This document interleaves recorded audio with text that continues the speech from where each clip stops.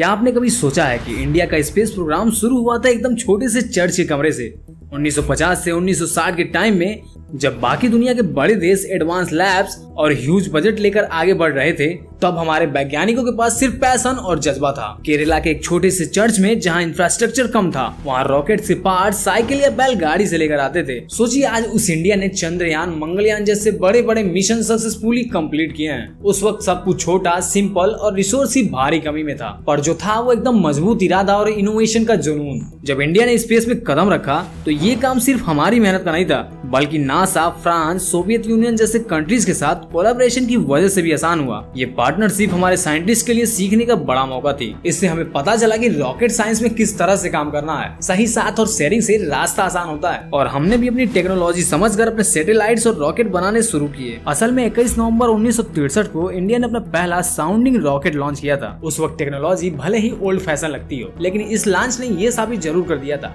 कि इंडिया भी space race में शामिल हो गया है। इस सफलता ने हमारे साइंटिस्ट को कॉन्फिडेंस और मोटिवेशन दिया, जिससे आगे की मिशन की नींव मजबूत हुई। इसके बाद 1969 में इसरो यानी इंडियन स्पेस रिसर्च ऑर्गेनाइजेशन बनी, जिसने इंडिया के स्पेस सपनों को शेप देना शुरू किया। इसरो ने धीरे धीरे अपने सैटेलाइट्स लॉन्च करने की कैपेबिलिटी डेवलप की। रोहिणी सीरीज के रॉकेट्स इंप्रूव्ड होते गए, जिससे इंडिया सेल्फ रिलायंट की ओर बढ़ा। और साथ ही इसरो ने यह भी सीखा कि कैसे कम बजट में ज्यादा अचीव किया जाता है। इस कड़ी में इसरो ने secondary injection thrust vector control technique develop की, जिससे रॉकेट्स को लॉन्च के दौरान डायरेक्शन कंट्रोल करना आसान हुआ और मिशंस की सक्सेस रेट बढ़ी। यह SIT-VC इंडिया के लिए एक बहुत बड़ी अचीवमेंट साबित हुई, क्योंकि इसने कॉस्ट कम करते हुए परफॉर्मेंस बेहतर किया। हालांकि सैटेलाइट लॉन्च व्हीकल और आयुष्मेंटेड SLV के डेवलपमेंट में कई चैलेंजेस और फेलियर्स आए, पर हर फेलियर्स ने इसरो को और मजबूत बनाया। इन रॉकेट्स की मदद से इसरो ने अपना पहला सैटेलाइट ऑर्बिट में भेजा, जिससे हमारी इंटरनेशनल पहचान बनी। इस स्ट्रगल और लर्निंग ने इंडिया को एक भरोसेमंद स्पेस एजेंसी के रूप में स्थापित किया। सैटेलाइट इंस्ट्रक्शन टेलीविजन एक्सपेरिमेंट यह दिखाता है कि स्पेस टेक सिर्फ साइंस नहीं, बल्कि सोशल इम्पैक्ट के लिए भी है। दूर दराज के गाँव तक सैटेलाइट के जरिए टीवी सिग्नल भेजकर शिक्षा पहुंचाई गई। लाखों बच्चों को इससे अच्छी एजुकेशन मिली। यही दिखाता है कि साइंस का असली मकसद इंसान की भलाई करना है। फिर आता है पोलर सैटेलाइट लॉन्च व्हीकल, जिसे इंडिया का सबसे सक्सेसफुल रॉकेट माना जाता है। इसमें 3 तरह के फ्यूल यूज होते हैं, जो इसे बहुत ही रिलायबल बनाते हैं। इसने इंडिया के रिमोट सेंसिंग प्रोग्राम को बूस्ट किया और साथ ही इंटरनेशनल सैटेलाइट्स भी लॉन्च किए। PSLV की सक्सेस ने इंडिया को ग्लोबल स्पेस कम्युनिटी में एक अहम प्लेयर बना दिया। चंद्रयान मिशन ने इंडिया को मून एक्सप्लोरेशन में एक नई पहचान दी। चंद्रयान 1 ने चंद्रमा के साउथ पोल पर वाटर मॉलिक्यूल खोजे,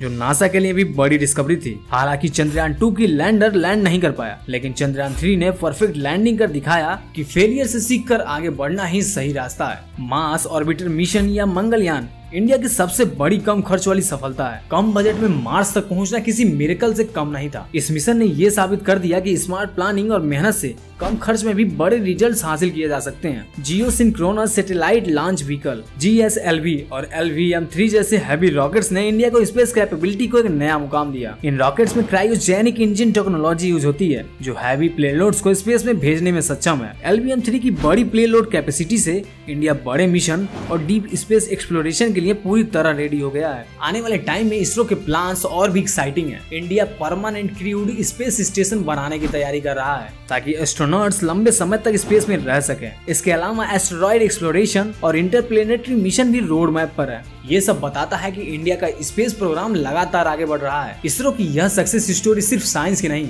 बल्कि कंट्री की मेहनत, डेडिकेशन और पैशन की कहानी है। कम रिसोर्सेस में भी इसरो ने ये साबित कर दिया कि जब दिल में हिम्मत और मेहनत हो तो कोई गोल दूर नहीं। ये कहानी हर युवा को इंस्पायर करती है। इंडिया का स्पेस प्रोग्राम सिर्फ टेक्नोलॉजी नहीं, बल्कि ग्लोबल कॉर्पोरेशन, पीस और दोस्ती का भी पैगाम है। इसरो की सक्सेस ने दुनिया में इंडिया की इमेज को एक अलग लेवल पर पहुंचाया है। कहते हैं ना कि अगर सपने बड़े हो और मेहनत पूरी हो तो मंजिल दूर नहीं होती। इसरो की सक्सेस से साफ दिखता है कि इंडिया स्पेस में मजबूती से खड़ा है और आने वाले समय में और भी बड़े कदम उठाएगा। तो इसरो के बारे में आप क्या कहना चाहोगे, कमेंट में जरूर बताइएगा। बाकी यार अगर वीडियो अच्छी लगी तो वीडियो को लाइक कर लीजिए और चैनल पे पहली बार आए हैं तो चैनल को सब्सक्राइब कर लीजिए ऐसे ही मजेदार वीडियोस देखने के लिए।